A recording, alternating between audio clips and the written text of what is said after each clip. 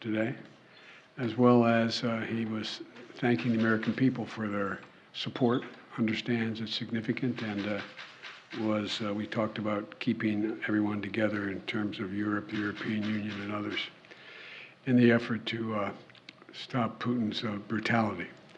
But before I head out to the West Coast, I want to quickly update the American people on the latest steps we're taking to support the people of Ukraine and to hold Putin accountable for his brutal and bloody war. Russian forces have retreated from Kyiv, leaving behind them a horrifying evidence, and you've seen it, you reported it, your folks. And by the way, I don't say this often, but I think we should give enormous credit to the folks with your agencies that are on the ground in Ukraine, in these spots, and they're really, I've spoken to several of them, we owe them. But uncovering these evidences of their atrocities and war crimes against Ukrainian people is so clear to the whole world now. Now they've launched and refocused their campaign to seize new territory in eastern Ukraine. And we're in a critical window now of time where they're going to set the stage for the next phase of this war.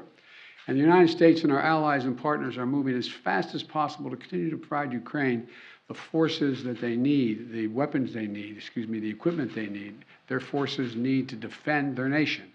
Last week, I signed an $800 million package of security assistance to Ukraine that included new capabilities like artillery systems and armored personnel carriers, equipment that is responsive to Ukraine's needs and tailored to support the intensified fighting in the Donbass region, which is a different war than in other places because both topographically it's different.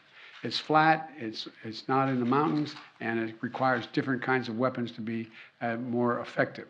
Today, I'm announcing another $800 million to further augment Ukraine's ability to fight in the east, in the Donbass region. This package includes heavy artillery weapons, dozens of howitzers, and 144,000 rounds of ammunition to go with those howitzers. It also includes more tactical drones. In the past 2 months, we've moved weapons and equipment to Ukraine at record speed. We've sent thousands of anti-armor and anti-missile helicopters, drones, grenade launchers, machine guns, rifles, radar systems. More than 50 million rounds of ammunition had already been sent. The United States alone has provided 10 anti-armor systems for every 1 Russian tank that's in Ukraine, a 10-to-1 ratio. We're sharing and will continue to share significant timely intelligence with Ukraine to help defend them against Russian aggression. And on top of this, these direct contributions from the United States, we're the outfit facilitating the significant flow of weapons and systems to Ukraine from other allies and partners around the world, like the S-300 long-range anti-aircraft systems that Slovakia recently transferred to Ukraine. We are getting them in there. We won't always be able to advertise everything that our partners are doing to support Ukraine and its fight for freedom, but to modernize Teddy Roosevelt's famous advice, sometimes we will speak softly and carry a large javelin, because we're sending a lot of those in as well. But we're not sitting on the funding that Congress has provided for Ukraine. We're sending it directly to the front lines of freedom, to the fearless and skilled Ukrainian fighters who are standing in the breach. You got to admit, must be amazed at the courage of this country, the resolve that they're showing, not just their military, but the average citizen, men and women, young men, young women as well. It's, the sustained and coordinated support of the international community, led and facilitated by the United States, is a significant reason why Ukraine is able to stop Russia from taking over their country thus far. Every American taxpayer, every member of our armed forces can be proud of the fact that our country's generosity and the skill and service of our military helped arm and repel Russia's aggression in Ukraine, to beat back Putin's savagery that tried to seize Ukraine's capital and wipe out Ukraine's government. The Battle of Kyiv was a historic victory for the Ukrainians. It was a victory for freedom, won by the Ukrainian people with unprecedented assistance by the United States and our allies and our partners. Now we have to accelerate that assistance package to help prepare Ukraine for Russia's offensive that's going to be more limited in terms of geography, but not in terms of brutality. Not in terms of brutality. Combined with our recent drawdowns, it will ensure a steady flow of weapons and equipment into Ukraine over the next few weeks. However, with this latest disbursement, I've almost exhausted the drawdown authority I have that Congress authorized for Ukraine in a bipartisan spending bill last month.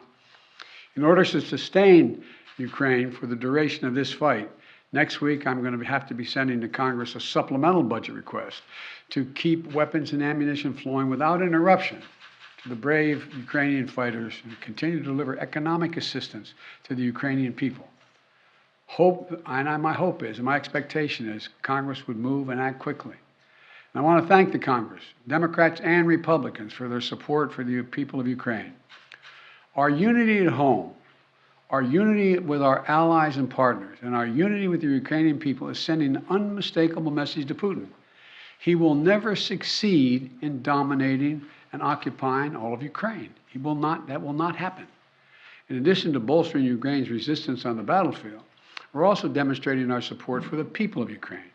Today, the United States is announcing that we intend to provide an additional $500 million in direct economic assistance to the Ukrainian government.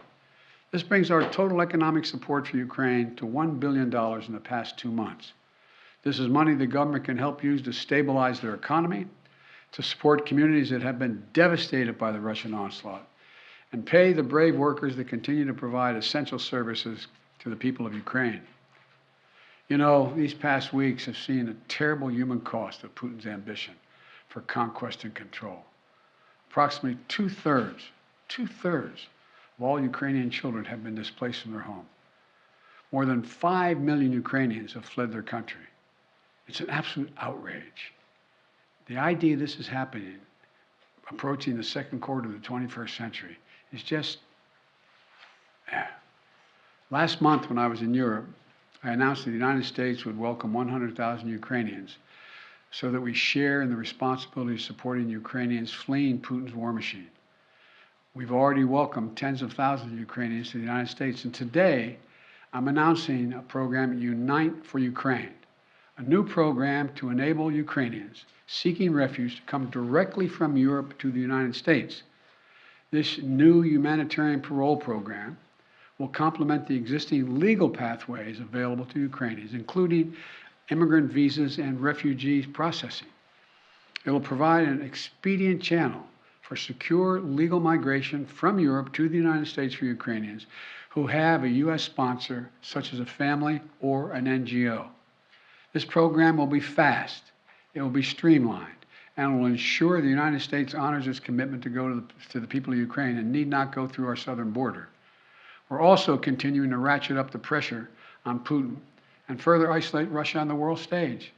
Yesterday, the Treasury Department rolled out additional measures to crack down on the entities and individuals attempting to evade our unprecedented sanctions, not just ours, but throughout the West.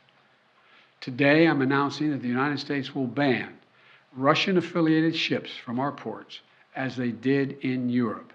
That means no ship that sails under the Russian flag or that is owned or operated by a Russian interest will be allowed to dock in a United States port or access our shores. None. This is yet another critical step we're taking in concert with our partners in the European Union, the United Kingdom, Canada, and further to deny Russia the benefits of international economic system that they so enjoyed in the past. We don't know how long this war will last, but as we approach the 2-month mark, here's what we do know. Putin has failed to achieve his grand ambitions on the battlefield. After weeks of shelling Kyiv, Kyiv still stands. President Zelensky and his democratically elected government still remain in power.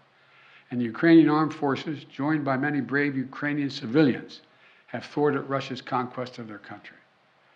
They've been bolstered from day one by an unstinting supply of weapons, ammunition, armor, intelligence from the nations of the free world, led by us, the United States.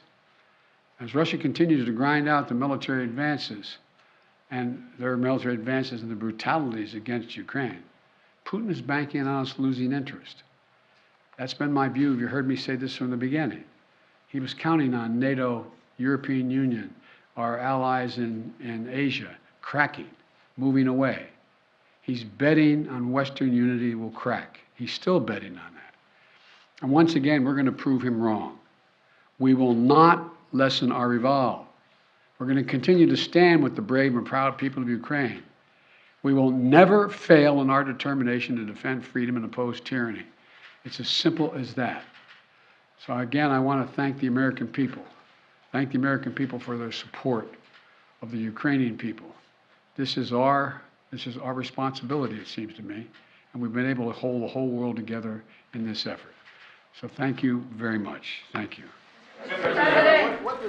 I'm going to take just one or two questions. I got a plane to catch. What does Putin claiming control over Mariupol mean? How significant is that? Well, first of all, it's questionable whether he does control Mariupol. One thing for sure we know about Mariupol.